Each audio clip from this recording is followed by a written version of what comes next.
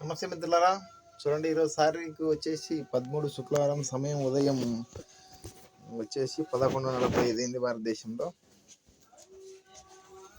చూశారు కదా, ఇదే మేము జీవనం సాగించే ఒక గది అనమాట. ఇక్కడే మేము పనికి పోయి విశ్రాంతి తీసుకొని అన్నం తిని మళ్ళీ బయట వంట చేసుకొని గ్యాస్ కాడ తిని పోతుంటాం. ఒకవేళ ఓపిక లేకుంటే హోటల్లో తెచ్చుకొని తిని పోతుంటాం. ఈ చిన్న రూమ్ వచ్చేసి 10,700 చిల్లర 40 దినాలు కోవిడ్ దేశంలో అన్నమాట. చూడండి, చిన్న రూమ్ ఇది. అడిగి చూశారు కదా. చెప్పాలా, ఈడికి వచ్చిన ఈ రూమ్లో చేరిన మొన్న ఆడున్నా. ఈ రూమ్ మొన్న 11వ తారీఖు వచ్చిన. అట్ట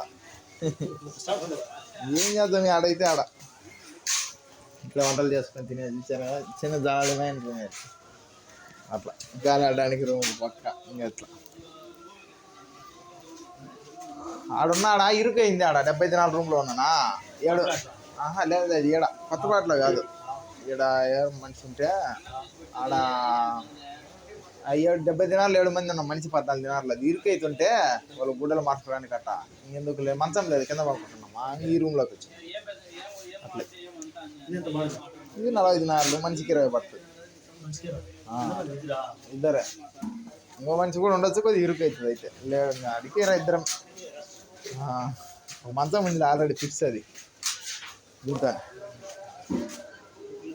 దీంతో ఉన్నోళ్ళు దాంతో పోయినారు. అట్లా ఈ బాత్రూమ్ మానే రూమ్, 2 బాత్రూమ్ చేసింది. ఇది బాత్రూమ్ చేయకుండా రూమ్ చేసింది అనమాట.